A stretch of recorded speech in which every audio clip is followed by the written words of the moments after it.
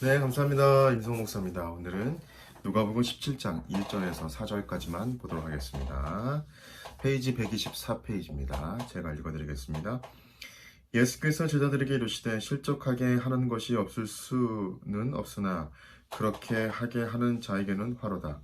그가 이 작은 자 중에 하나를 실족하게 할진대 차라리 연자맷돌이 그 목에 매어 바다에 던져지는 것이 나으니라. 너희는 스스로 조심하라. 만일 내 형제가 죄를 범하거든 경고하고 회개하거든 용서하라. 만일 하루에 7번이라도 내게 죄를 짓고 7번 내게 돌아와 내가 회개하노라 하거든 너는 용서하라 하시더라. 아멘.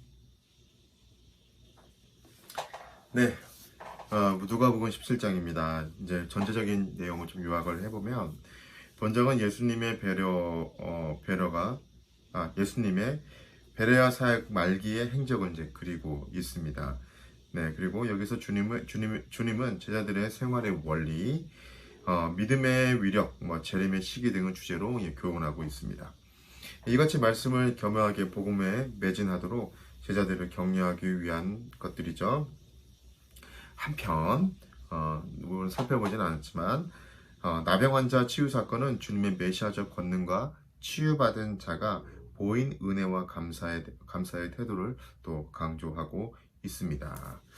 자, 17장 1절 우리 한 걸음 들어가 보도록 하겠습니다. 1절에 예수께서 제자들에게 이르시되 실족하게 하는 것이 없을 수는 없으나 그렇게 하는 자에게는 화로다. 이 실족하게 하다라는 것은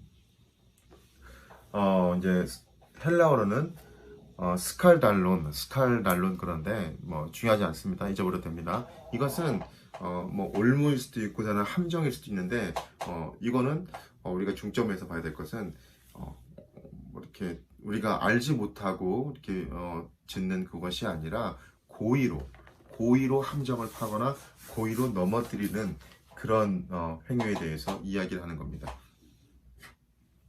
그러니까 결코 우리도 잘 몰랐는데 우리가 모르고 죄를 지을 수도 있죠. 근데 모르고 하는 것이 아니라 알고 고의로 하는 것을 이야기하는 겁니다.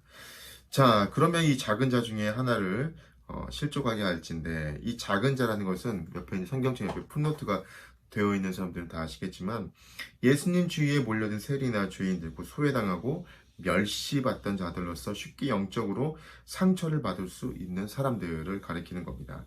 아마 바리새인들로 인해서 많은 실족들이 있었을 것입니다. 어떤 표현에 보면 이건 또 초신자, 아직 믿음이 연약한 초신자를 또 가리키는 이야기다라고도 할 수 있죠. 그런데 그들을 실족하게 한다는 거예요. 그러니까 이제 우리가 고의가 아닌 우리가 모르고 이렇게 한다. 그것도 물론 잘못이지만 그러나 고의성이 있고 그 고의적으로 그들을 넘어뜨리는 것. 바로 이것은 큰 문제라는 거죠. 이런 사람들은 연자 맷돌, 실제로 이제 큰 돌인데 가운데 구멍이 뚫려가지고 이렇게 소들이 이렇게 밀기도 하고 그랬죠. 그 삼손을 보면 이렇게 이게 큰 돌이 있고 중앙에 구멍이 뚫려 있어서 나무를 이렇게 돌려가지고 이렇게 돌아가면서 이렇게 했던 물레방아 비슷하게 썼던 그런 연자맷돌이 있었습니다. 그게 이제 고대에 이런 좀 로마법에서 이렇게 좀 죄인들을 그렇게 처형하는 그런 게 있었다고 합니다. 그러니까 흉악범들, 그러니까 그 정도로 잘못된 거라는 거죠. 잘못이라는 겁니다. 자, 그러면서 3절에서 너희는 스스로 조심하라. 그리고 만일 내 형제가 죄를 범하거든 경고하고 회개하거든 용서하라 라고 합니다. 우리 2절 매듭을 안 졌네요. 사랑하는 여러분, 그래서 우리가 고의가 아닌 우리가 정말 알지 못하고 할 수도 있습니다. 이제 그렇게 하면 안 돼. 물론 절 더 알아야겠죠. 정말 이스라엘 백성을 무지하여서 예수님을 십자가에 이렇게 달게 하지 않았습니까? 무지한 것도 죄입니다. 여러분, 저 절대 무지한 것을 그냥 넘어가면 안 돼요. 알려고 하고 깨달으려고 하고 하나님 뜻이 무엇인지 분별하려고 부단히 노력을 해야 됩니다. 그래서 우리가 성경을 읽고 또 하나님 뜻이 무엇인지 분별하려고 기도하고 또 말씀을 묵상하는 거 아닙니까? 자, 그런데 이렇게 고의적으로 하는 것은 정말 나쁘다는 거죠. 고의적으로 그를 넘어뜨리려고 하는 것은 정말 나쁘다. 하나님이 이거 다 알고 계십니다. 그래서 혹시 이런 부분들이 오늘 우리에게 발견이 된다면, 크던 작던 발견이 된다면 요런 부분들을 하나님 앞에 회개하고 요런 부분들이 있다면 정말 빨리 이렇게 우리 안에 있는 모든 부분들을 다 이렇게 뽑아가지고 밖으로 이렇게 버렸으면 좋겠습니다. 그래서 우리 안에는 정말 사람을 실족하게 하는 고의로 함정을 파는 것이 아니라 다른 사람을 섬기고 사랑으로 서번트 리더십이라고 하죠. 섬김의 리더십으로 다른 사람을 세우고 섬기고 사랑으로 감싸주고 우리가 함께 살아가는 공존하는 삶, 그래야 되지 않겠습니까? 여러분, 성경을요 네 자로 딱 줄여서 이야기를 하면 이렇게 이야기할 수 있다 그래요. 학자들이, 어떤 학자가 사랑과 용서, 화해와 공존. 그렇죠. 하나님의 사랑, 이웃사랑, 사랑과 용서. 하나님을 용서하고 하나님께 용서받고 다른 사람 용서하는 것.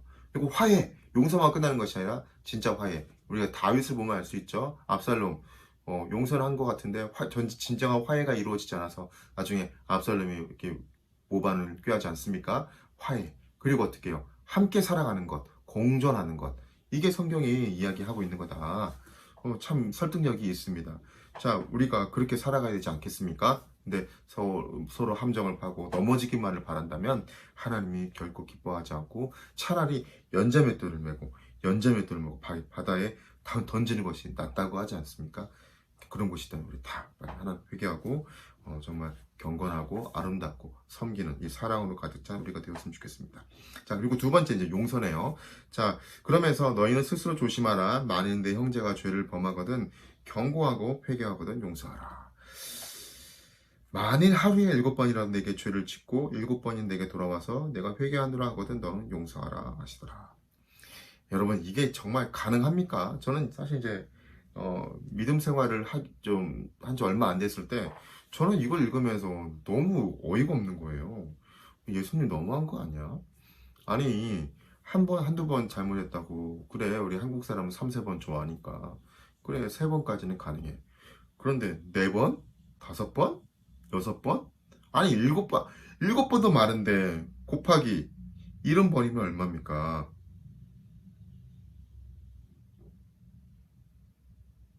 여기는 70번 안 나왔네요.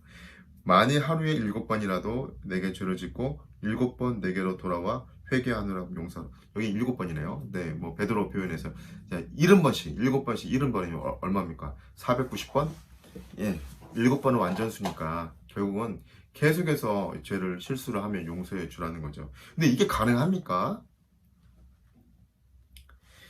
여러분들은 혹시 어떤 사람에 대해서 용서해 본 적이 있습니까?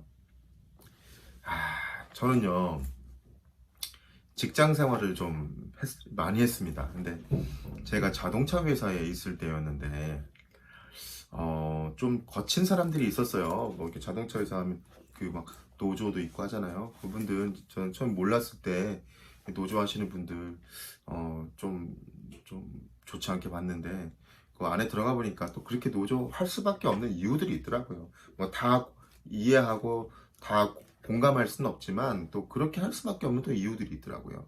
그러니까 뭐 자본가와 노동자 그 안에서 그런 여러 가지 역학 관계가 있습니다. 네. 뭐 지금 다룰 건 아니지만 어쨌든 그 이제 되게 거칠어요. 들어가서 이제 열심히 일을 했습니다. 신앙인으로서 또 주 5일을 딱 지켜주고 나머지는 이제 교회를 섬길 수 있으니까 진짜 열심히 일했습니다. 일주일은 주간을 하고 2주 일주일 주간 또 다음 주는 야간 이렇게 격주로 7년간을 일했어요.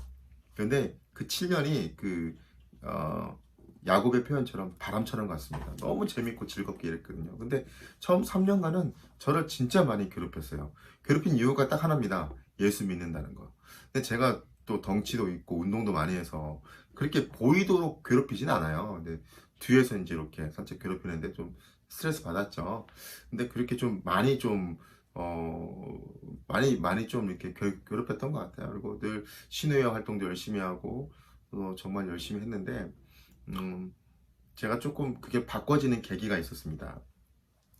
첫 번째는 저를 너무 많이 괴롭힌 게 그 사람이 너무 미웠어요. 미웠던 거 하나 하고, 또 이제 제가 회식을 하면 밥만 먹고 왔는데 이제 그분들하고 좀 잘 놀아주고 좀 대화도 많이 해줘야 되는데 가면 또 술자리를 하니까 그게 좀 마음에 걸려서 그걸 피했는데, 어떤 목사님의 설교를 듣고 너도 그 사람이 이 모인 곳의 구성원이 아니냐, 그러니 그냥 술을 그냥 사이다로 바꾸고 그냥 그 자리에서 같이 좀 얘기 좀 들어주고 좀 격려해주고 좀 그 자리에 그냥 많이 좀 있어줘라.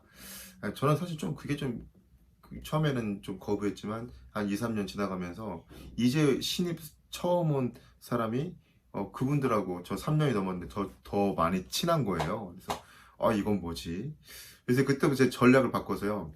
그분들이 이제 담배 피우러 오면 전 담배를 안 피니까 제가 종이 그 자판기 커피 있죠. 커피를 들고 그분들하고 같이 가서 그 사람 담배 필 때 나는 커피를 마시면서 이야기를 나누고, 또 담배 피면서 막 그 여러 가지 이야기들을 자기 속마음을 이야기를 하니까 저는 커피 마시면서 그랬어 그러면서 또 이제 친해지고, 또 이제 회식하면 술자리 뭐 이런 거 있잖아요. 밥 먹고 2차 또 뭐 노래방을 간다거나 그러면 제가 가서 끝까지 다 정리해주고 사이다로 짠하고 네, 다 정리하고 그래서 굉장히 나중에는 분위기가 되게 많이 좋아지고, 또 같은 방향으로 가는 분이 있으면 그래 내가 운전해줄게, 나는 내가 술 안 먹었으니까 운전해줄게, 운전도 해가지고 이게 다 이렇게 데려가고 굉장히 나중에 평가가 좋아졌습니다. 그리고 한 집사님이 오셔서 그러더군요.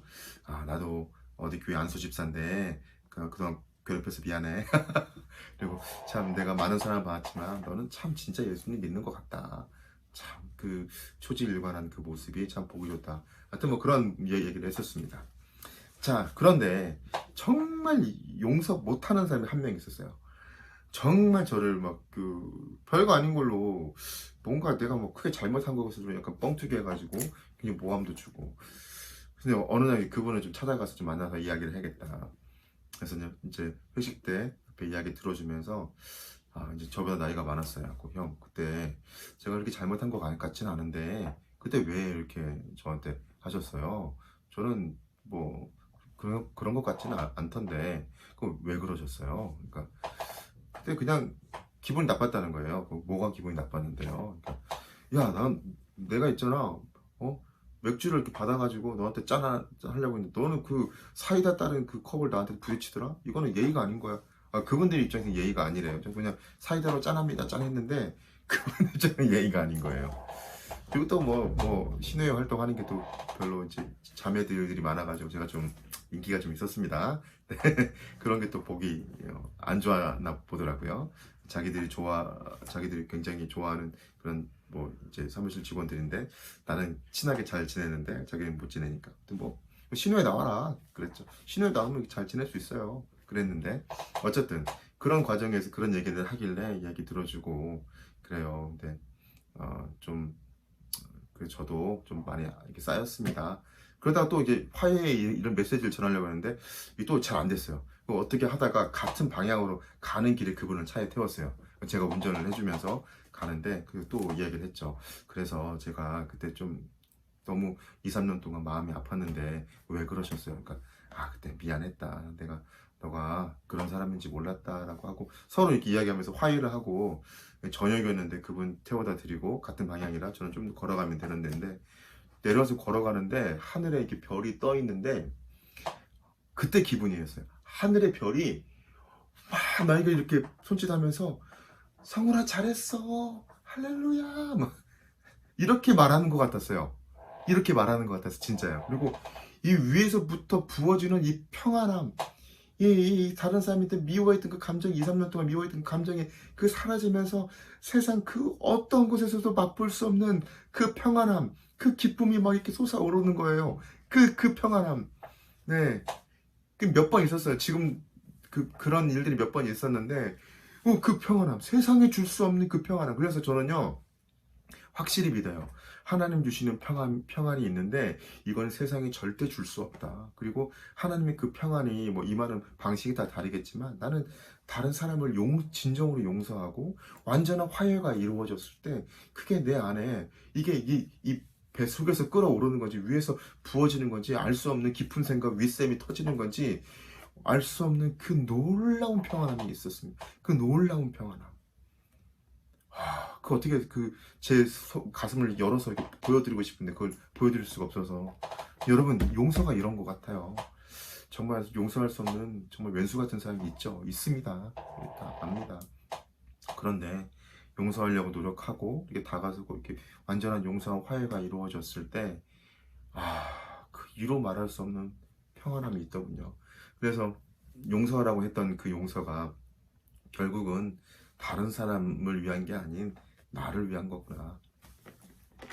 네, 저도 이제 나이를 먹어가면서 더 용서하는 게 점점 힘들어지는 것 같습니다. 뭐 다 아시겠지만 나이를 조금 먹을수록 이상하게 고집이 더 세워지는 것 같아요. 그래서 참 기도 제목입니다. 사랑하는 여러분, 이제 점점 추워지는데 따뜻한 인간관계를 갖고 따뜻한 교우 관계를 가져야겠죠. 교회에서, 가정에서, 또 직장에서, 사업처에서 그 하나님과 아름다운 따뜻한 교제가 있듯 다른 사람들과도 따뜻한 교제가 있었으면 좋겠습니다. 다른 사람을 하나님 용서받은 우리로서 다른 사람을 용서하고, 그리고 우리 안에 내 안에 부어지는 그 놀라운 평안, 그 놀라운 평안함으로 그 평안함을 전해야 되는 거죠. 그 놀라운 평안함, 그걸 느끼고 맛보며 또 전해줄 수 있는 그런 우리가 되었으면 좋겠습니다. 오늘 짧게 살펴봤는데 기도하고 마무리하겠습니다. 하나님, 우리가 다른 사람을 실족하지 않도록 고의가 아니어도 혹시 몰라서 그런 걸 수도 있겠지만 그러면 우리가 더 지혜로워져서 실족하지 않도록 특별히 고의로 하지 않도록 도와주세요. 다른 사람을 용서하고 하나님의 참된 평안을 맛보게 해주세요. 다 함께 기도하겠습니다. 하나님 감사합니다. 주님의 은혜 가운데 우리가 살아갑니다. 용서하고 평안을 맛보게 해주세요.